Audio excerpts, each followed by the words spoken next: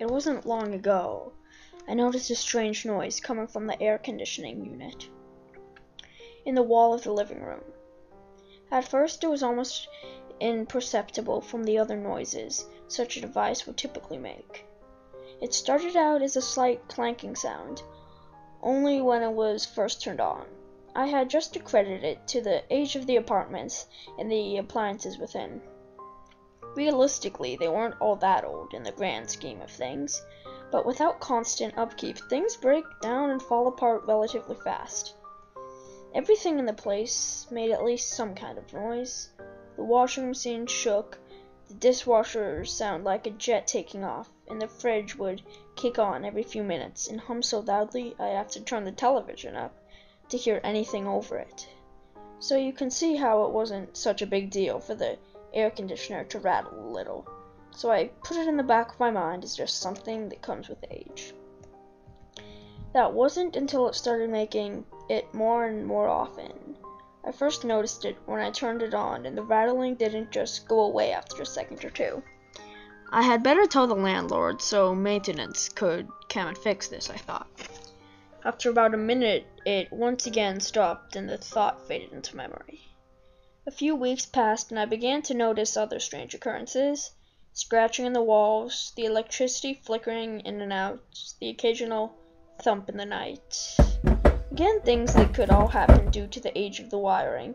Maybe a mouse had gotten into the walls, or a noisy new neighbor had moved in. All pretty explainable, I thought. Besides, I worked a lot and really didn't have a lot of free time to do much, so it didn't bother me. But when things started to go missing in my tiny one-bedroom apartment, I started to worry. I hadn't been home in what felt like a couple of weeks, between work and friends. I was barely there at all, besides sleep and bathe. I figured I should do a thorough search of the place and see where my things could have gone. The TV remote, a calculator, several pairs of socks, and one shoe were apparently misplaced. So I went through room to room, which was really only 4 rooms, searched high and low to find my things, and as I did this, I noticed more and more small, ineffectual things were also missing. Strange, I thought. Where could these things have gone? I hit the power button on the TV and sat down in my once familiar armchair, now a stranger in my own forgotten home. I noticed something. The TV wasn't on. I flipped the light switch up and down, but nothing. Oh, for God's sakes, this is getting a little ridiculous. I got up and twisted the knob on the stereo. Nothing. I went around and tested all the appliances to see if they were all still functioning. To no avail, as not a thing in the place was still functioning, except, strangely enough, the increasingly loud air conditioner. It came on with a loud rattle and ran that way for several minutes until it sparked. I heard a loud pop, and then it too died. Maybe the power's out, and it will be fine in the morning, I thought half-heartedly. I had a hard time sleeping that night. The neighbors were especially loud, and the being without power made me nervous. I woke up the next morning to find the power was still out. I took a shower, got dressed, and went over to my neighbors to ask if they were having similar problems.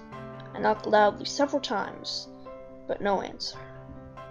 I decided enough was enough and went to the maintenance office to complain and hopefully resolve the issue. When I opened the door, the smell of stale smoke swept into my nostrils. The place was a mess.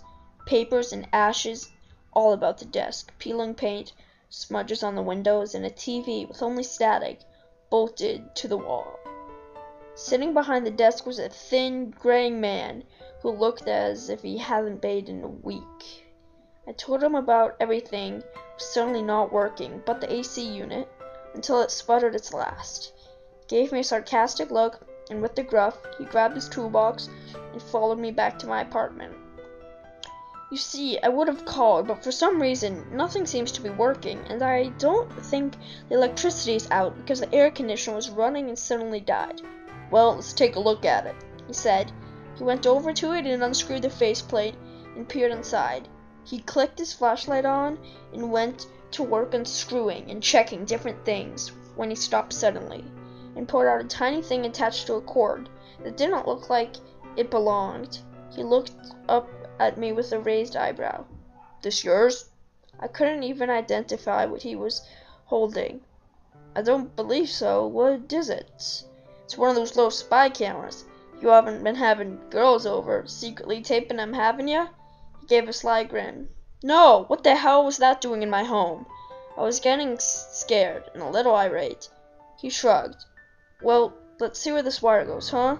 He followed the wire with his hand and stopped to look inside. "There's a little hole in here. It goes into the wall." He pulled out his hammer and got to work taking chunks out of the dry wall and following the cord. I was freaking out. Who put that there? Was this dirty old man watching me? Are there more of these? All these things went through my head as I watched him work. "Well, that explains a lot," he said under his breath. What is it?" I exclaimed. "Looks like somebody rewired your outlets over here." He backed away to show me what he was seeing. "But why?" "My guess? Stealing your power. You sure don't notice anything?" His calmness put me on edge.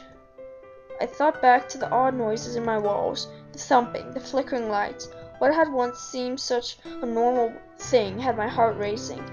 "I noticed a few things here and there, but I haven't been here a lot lately. I just thought it was an old place."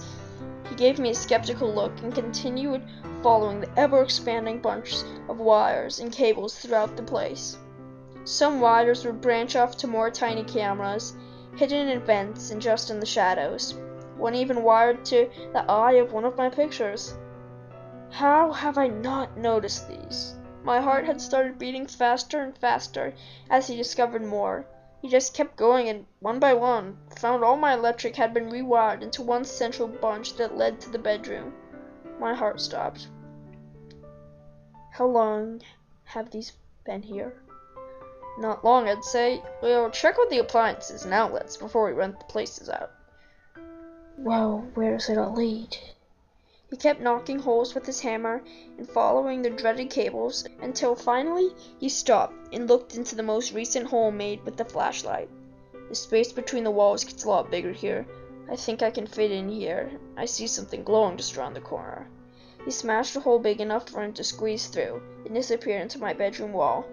He appeared a few seconds later with a grim look on his face and his skin had gone pale. He was no longer the calm, apparently fearless man he was before. You aren't gonna want to hear this, but there's a little room back there. A bunch of monitors set up all over, and all sorts of crap scattered around. Looks like somebody was living in there, but no sign of him now." He swallowed hard. "This place is starting to freak me the hell out. If I was you, I would move." I packed things and left my mom's that day, not wanting to spend another second in that place. Over the next few days, the police came and investigated the house. The whole scene. They found 20 different monitors all linked up to VHS players in that little room in the walls. Surprisingly though, no tapes were ever found. Neither was that thing that had been watching me all those nights. A few weeks had passed and a box arrived on my mother's doorstep. It was unlabeled, but inside were all the little things that had gone missing in my apartment.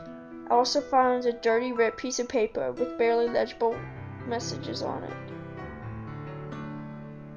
"I like your new place much better."